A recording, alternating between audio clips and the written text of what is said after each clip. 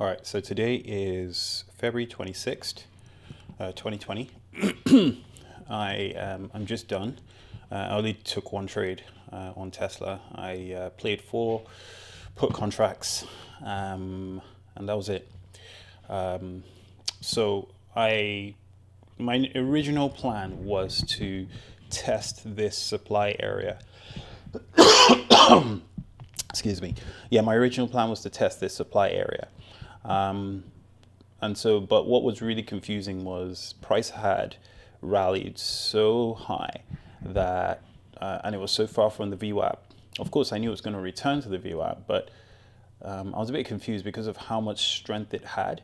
And then I was looking at the SPY as well, and that seemed to have a bit of strength. So I thought, price is already doing this. We technically kind of have double bottomed.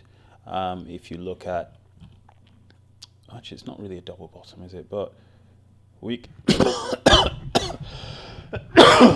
the SPY has double bottomed. So if we look at the SPY,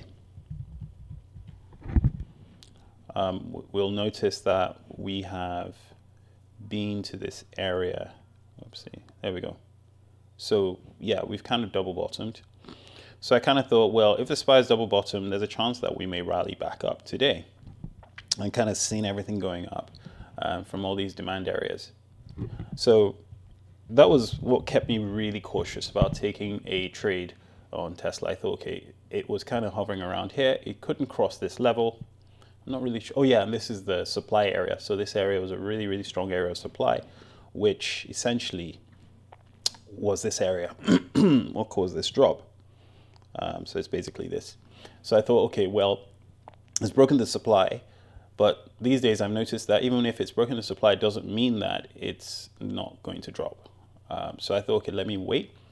I saw this really strong candle, so I thought, okay, this is a good test of it. So I thought maybe on the return, like the retest, we could get in. At the time, I had a trend line just like this, and it was going in like this. And this was the trend line that I had.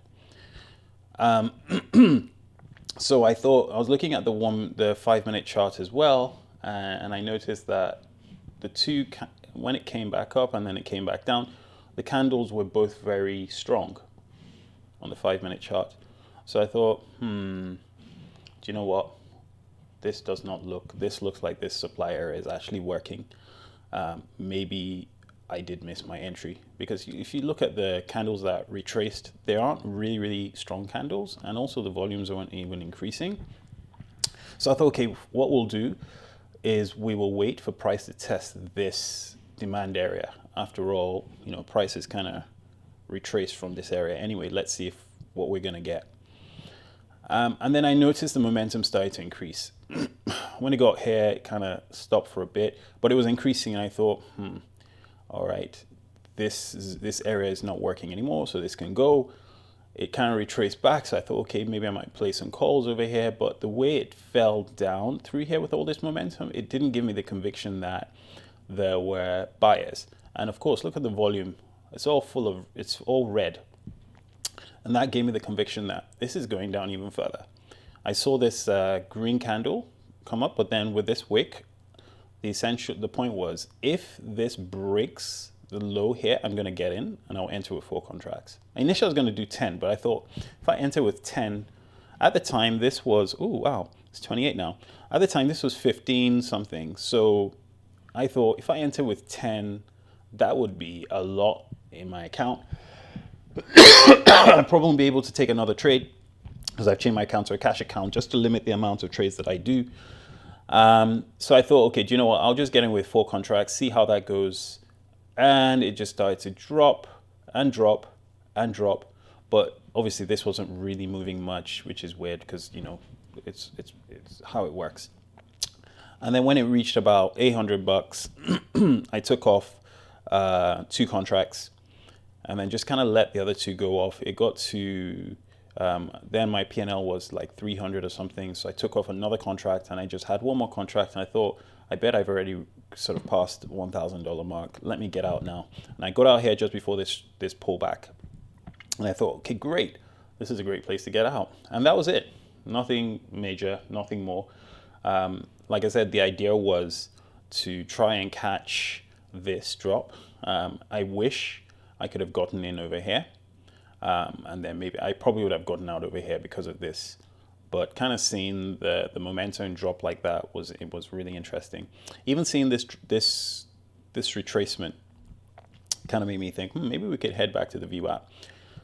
But no, that didn't really work at all either. So yeah, I think we're still going down a bit further, because as you can see, even on this chart, the momentum is really strong, even stronger than it was yesterday. The volume is a lot stronger than it was yesterday. So yeah, this could be another bloody day for Tesla, kind of like what happened over here. So I don't know. I'm not gonna trade anymore. I'm done for the day. Yeah, I'm done. I'm not.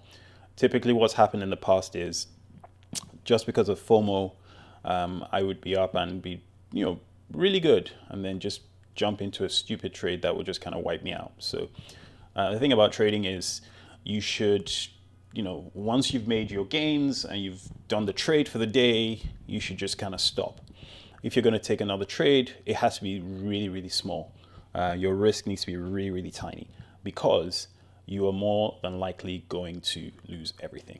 As you can see, look at how much is coming out. And I made that $1,000 just in this little gap over here. So you can imagine if, say, this trade had come all the way from here to here, that would have been some really, really good gains. Ideally, I don't know if I would have played 4 contracts from all the way from here to here, because I didn't have the same sort of conviction as I did over here.